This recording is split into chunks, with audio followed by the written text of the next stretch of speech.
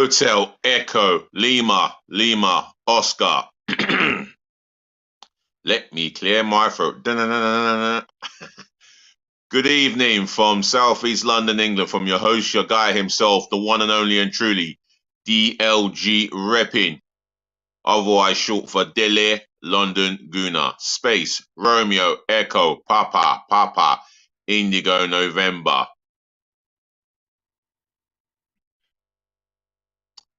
And once again, welcome to another match preview of our home game at the Emirates.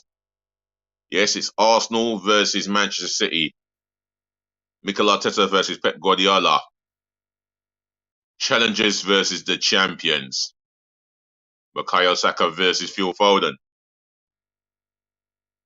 And believe me, it's all to play for tomorrow evening. It is a huge game. And I've said in the fan cam, and I said on Cheeky Joel Sports, that we need to put in a performance that will make us proud, but the players have to perform as if their Arsenal careers are on the line. And I do mean on the line. Well, last year's game, I was there as a spectator, sitting in the upper tier, clock end. We out-battled them, closed them down. The intensity was so high. We closed them down from start to finish. Marked space, did not give their best players the space to do their thing. And we should have got a result. I believe it was tailor-made for us to get a result. Yes, Stuart Atwell picked the moment to spoil the fixture by sending off Gabriel Dos Santos Magalhães. Yes, Jesus, Man City's Jesus, spun him. But Gabriel Magalhães should not have got himself into that sort of situation. And for me, this is a game that really matters to our title aspirations. Defeat is unthinkable. All we need to do is our job. All we need to do is, at minimum, not lose, get a draw, and take that. But I want the win. I want the win. And because Man City will open up as a wounded animal, I don't see why it wouldn't suit us to attack Manchester City. When they have the ball, we put them under immense pressure. We show them the intensity. We haven't got the ball. I want us to really press and defend from the front. Let's see how Man City get on. So, before I get into my starting 11, 9 subs, and formation, I think you already know the formation I'm going to go with. Make sure you show me love, joy, and respect, yeah? And smash the thumbs up like button for me, yeah? Do that in abundance, yeah? On top of that, yeah? Make sure that you share this channel virally all over the globe, yeah? Especially to your friends and your relatives, yeah? And if you're watching me for the first time, welcome on board. Just make sure that you share this channel amongst your friends and your relatives and tell them to share it amongst their friends and relatives, yeah? Also, if you want to give me your opinions on the formation we should go with, would you make 1 or 2 changes? Would you make 2 or 3 changes for the best and the detrimental to the team? If I pronounce that word right. Would you give me a score prediction, a prediction of how many corners, how many throw-ins, how many yellow cards? Leave it in the comment section below where positive feedback belongs. And as far as I'm concerned, positive feedback belongs in my comment section for life. Last but not least, subscribe to the channel. Smash that sub button for me, left, right, and center. Gloriously but passionately, yeah? Let's get to 1,000 subscribers by the end of this year. Well, by the beginning, the middle, or the end of this year. Let's do this. And if you do subscribe, I'll shout you out, yeah? So smash that sub button for me, left, right, and center, gloriously but passionately for me, yeah? Shout out to one viewer who's watching out there, wherever you are, whoever you are, etc. Welcome. If you're new, welcome on board. Nice. So let's get into the starting 11. I haven't given anything away. I've been coy, but now it's time to deliver. My starting 11. In goal, Aaron Ramsdale. He's played his part in the big games that we've won. He's our undisputed #1 goalkeeper, and maybe he gets a little bit of criticism for the equaliser, but let's make no mistake about it. He has been absolutely fantastic this season. If you agree with me or not, leave it in the comment section below. But Aaron Ramsdale start. The back four in a 4-3-3 formation. I'm going to go with Takahiro Tomiyasu. I think Benjamin White's form has dipped, and it's affected his confidence a little bit in terms of overlapping. Defensively, he's not been too bad defensively in recent games, but for me, his overall performance has really dipped, and I'm having him on the bench. So I've given that one away, but I'm going to have Takahiro Tomiyasu starting this game. Good one-to-one defender, athletic pace. I think he will offer Saka more of an outlay, and he would be ideal for this fixture. Takahiro Tomiyasu. Right. Now, centre-half pairing, I want to go with William Saliba. Didn't have the best of games against Ivan Toney. He will be, if Haaland is fit, he starts against us. He may want to go on the shoulder of William Saliba. And we are all hoping and praying ASAP that we get the William Saliba of August, September, October, November.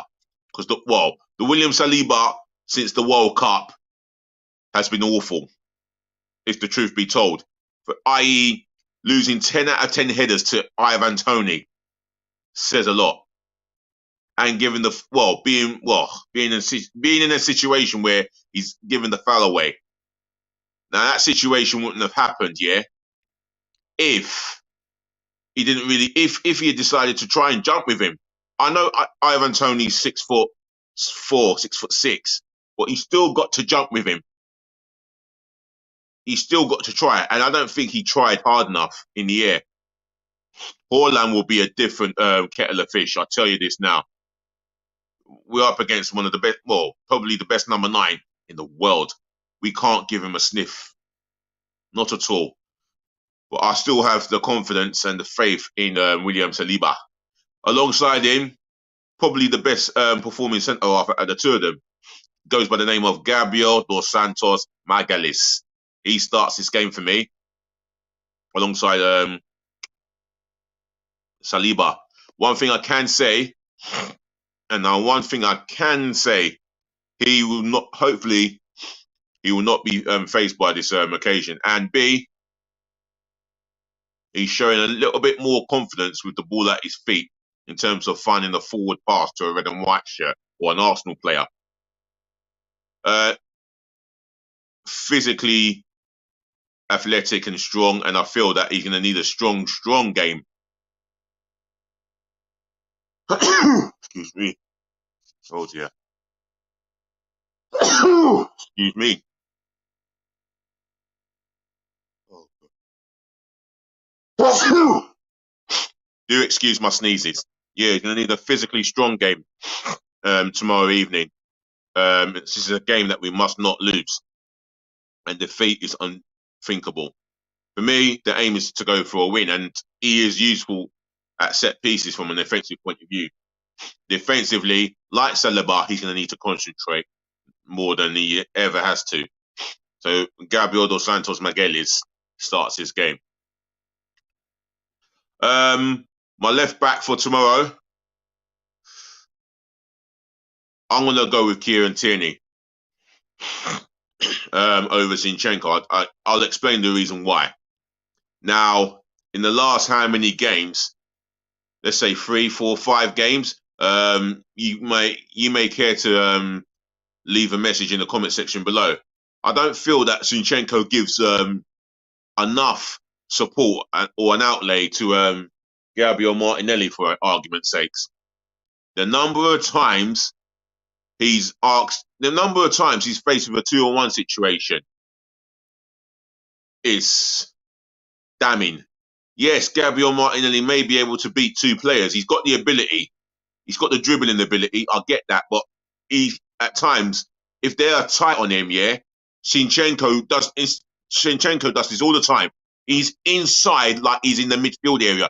Go outside him and give that second defender or the first defender something to think about. Food for thought. And free up Martinelli 1v1. Instead, he's left 2v1 against him.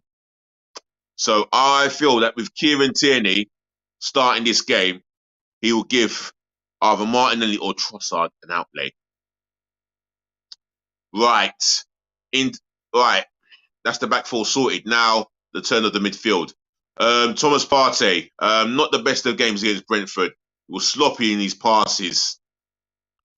Other than that, positioning wise, questionable. But I feel that this fixture could bring the best out of him. Last season, he was outstanding in this fixture. Our man of the match in that horrible moment where we lost. We should never have lost that game.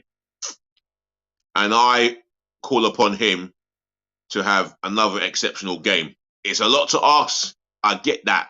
But Thomas Partey, he's nicknamed the Octopus for a reason, especially in the big moments. And I firmly believe that there was a big moment in him in this fixture. Thomas Partey. Right, either side of him, Martin Odegaard on the right-hand side of him. For me, he needs to have a big game tomorrow. He owes us a big performance, especially when he has the ball at his feet. He cannot afford to be wasteful with ball possession. He cannot afford to be giving the ball away against this caliber of team. Because Man City are capable of destroying you on a counter-attack or in open play. We need Martin Odegaard to be at his full focus, on top of his game, and making sure that he is very careful, or careful instead of careless on the ball. Right, the other side of him, Granit Xhaka. Yeah, I'm going to stick with him. He too never had the best of games against Brentford, especially in that first half. He looked like the Granit Xhaka that we've criticised for 4 or 5 years, or 3 years ago even. But this Xhaka has come in leaps and bounds, and he's done well this season. There's no need for me to really criticise him in this game. So I am going to go with Granit Xhaka. That's my midfield 3 sorted. Right, here comes the front 3. On the left, I've decided to go with Leandro Trossard. I feel that he's coming to the team. He looks lively. He looks like he wants to start, and when he does start, he looks like he gives me that impression that he wants to make a massive impact. And you can see when he's got the ball at his feet, he's running directly at a defender, looking to cause havoc, and has got more of an opportunity in front of goal than with Martinelli at the moment. So I'm going to go with Leandro Trossard. On the right hand side, I'm going to go with Bukayo Saka. Now, it's another game for him, but I'm sure he most definitely wants to play games. I mean, I would love to get a winger in the summer that can take the workload off him, but that's my humble opinion. But while he's fit, raring to go, and as tough as old boots to a degree, I'm going to go with Bukayo Saka. In the middle, Eddie Nketiah. We know that Jesus is training again, which is great news for all us Arsenal fans, especially himself. With Eddie Nketiah, he hasn't had a lot of service in the last 2, 3, maybe 4 games. But one thing I can say with Eddie Nketiah, he never stops working. And he's going to really need to work hard tomorrow evening. You know, whether it involves putting ball pressure on the defenders. You know, he might be up against Laporte, he might be up against Ruben Diaz. He's going to need to put the pressure on them, you know, to prevent them having a lot of space with the ball. And he's going to have to encourage, I don't know, Trossard and Bukayo Saka to really work as hard as they normally do when we haven't got the ball. That's the whole idea of me explaining the pressing game from the front. But however, I'm going to go for him. I'm going to go for him to do the job for me. And if there's an opportunity in the box, you know, he will be expected to have an effort on goal or off target. His last attempt on goal was against Everton, and he skied that right high and wide. I still have to get behind him and show faith and confidence in Eddie Nketiah, which is all I can do. Right, then the substitution bench. Matt Turner, an American international. I'll say American, a USA international, waiting for his opportunity, and he did himself no harm in the defeat against Man City. The goal that went past him, it was a good strike. You know, good strike by Ake, and we might see Ake again. So, other than that, who knows what team Man City are going to go with? But I expect big names to come in. But as we're talking about the substitution bench, Matt Turner is definitely pushing for a place in the first team. He is definitely pushing. He must be trying his hardest to push Ramsdale to the limits. So he's on the bench for me. Substitute number 2, Benjamin White. For the reasons I've said being, his form has dipped in the last 2 or 3 games. He struggled against Rashford, struggled away at Everton, and he made a little effort against Brentford, but never enough from an offensive point of view, where he's meant to overlap Saka, for argument's sake. So for me, I'm having him on the bench. I think he needs some time on the bench. Substitute number 3, Rob Holding. For the simple fact is, he's always a guy that you can ask to come in and shore up the back, do a job to shore up the back, should I say. He's not going to get many minutes as a first teamer, and to be honest, he's not what I would call a first team centre half. Yes, he's aerially fantastic in the air, but nothing else to his game. So for me, I'm going to have Rob Holding on the bench. Substitute number 4, Jakub Kovia. Relatively unknown Polish international.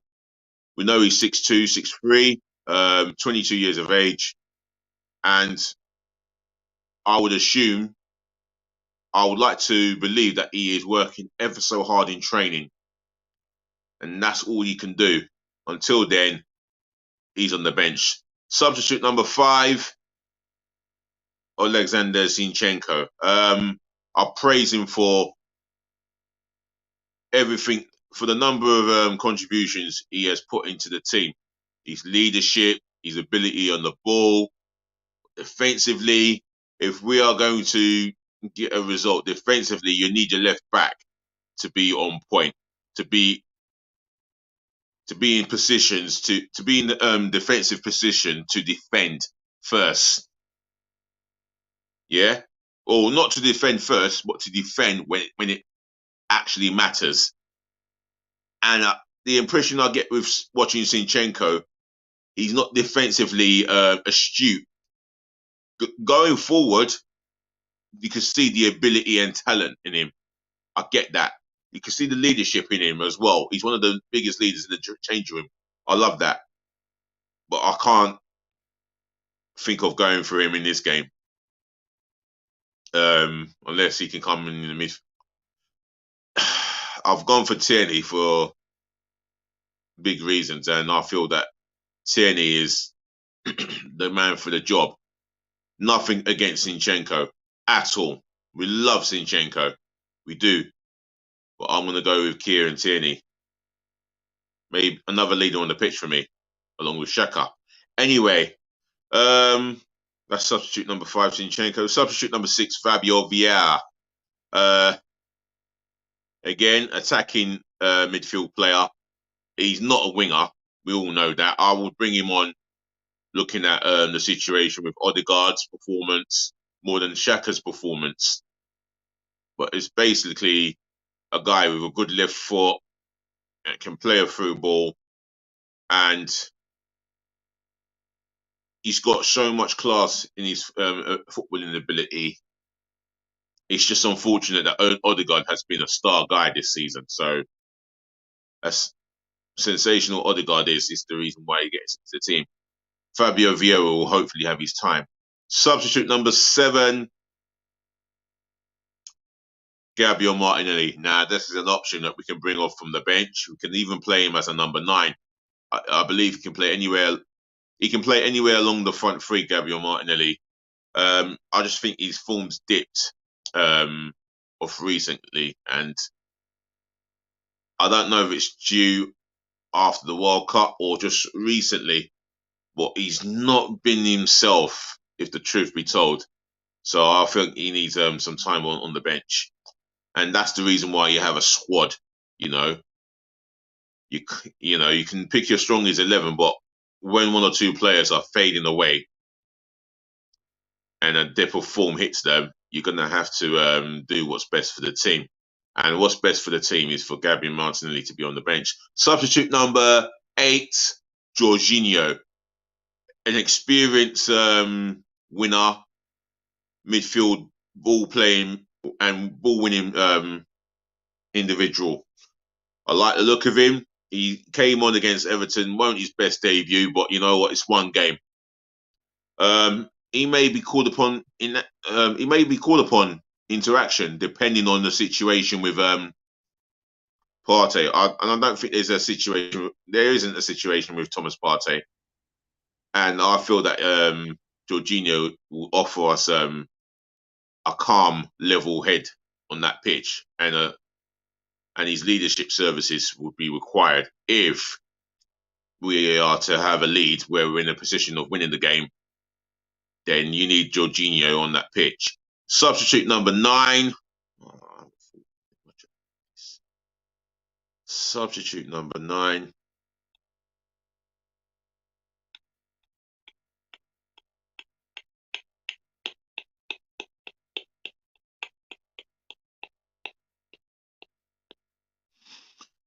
Let's just presume Jesus is fit enough for the bench. And if he is, I still stand by what I say in the last match preview. Give him 10 to 15 minutes. If not, then he does not make the bench. But I feel that I'm going to go with Jesus just in case he's fit. So he's my substitute number 9. The guy does bring us a different energy and so wise in what he does. He draws fouls and he knows where he's going to draw a foul, and so strong at holding the ball up. Not many defenders really get the better of him, and that is a tribute towards Jesus himself. For me, that's the contribution that we could do with right now. Does he get back into the first team? That's another argument. But one thing he does bring is a level of what can I say? He just brings a level of impact that we could do with right now. And that's as much as I can say. So that's my 9 substitutions. Shout out viewer again, whether you're new or if you are new, welcome on board. Other than that, it's been a pleasure producing this match preview content with you guys, and a pleasure for you guys listening at home or wherever you're listening. So, ladies and gentlemen, to the boys, to the girls, let's wrap this up and say thank you for listening, thank you for tuning in, thank you for watching, and saving the best to last. Thank you so much for putting up with me. As your host, your guy himself, the one and only DLG Repping. I'll say it again, do look after your friends, do look after your families, and make sure you look after yourselves, which is always important. More peace, more love, more blessings again, as always. DLG Repping himself, from the heart, we're going to chat again, yeah? Remember to like, comment, share, and subscribe to the channel, yeah? And also, one more last thing. Just remember, please always be nice. And I do mean always be nice. Cheers.